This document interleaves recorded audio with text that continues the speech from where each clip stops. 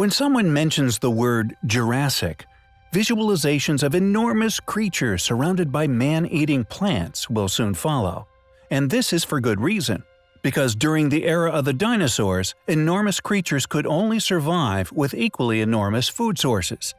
Within the Black Hills of Dakota, petrified remains of these once enormous organisms can still be found.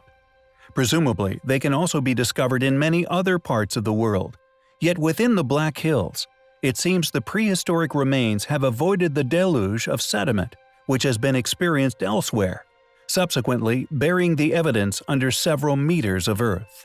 Petrified, enormous trees that, when alive, would have soared into the air, matching in height many of today's modern skyscrapers. Opened to the public in 1929, an entire island, 50 by 100 miles in size, covered with the perfectly preserved petrified remains of a once gigantic forest. Trees of incredible and seemingly impossible sizes, destroyed by a cataclysm which made them collapse in unison. Now recognized as one of the largest outcroppings of fossilized petrified wood anywhere on the surface of the Earth, it is a rare natural insight into the enormity of Earth's ancient wildlife.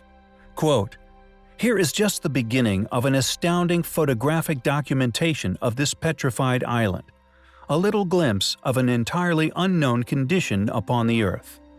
It is a major historical discovery that, if embraced, will cause major upheaval within the science and religious communities," said Joseph C. Bennett from BeholdGiants.com.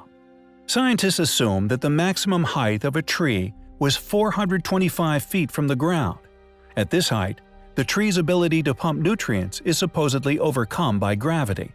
However, Joseph, along with several other astute researchers, have discovered the remnants of ancient trees within the area, which would have had a circumference of over a half a mile.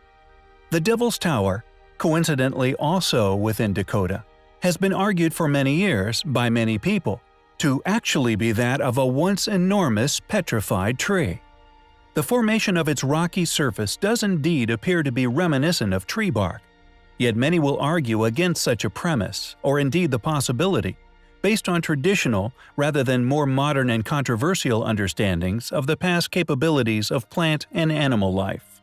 Thankfully, as more research is undertaken and more become aware of these amazing places, the possibility becomes even more likely.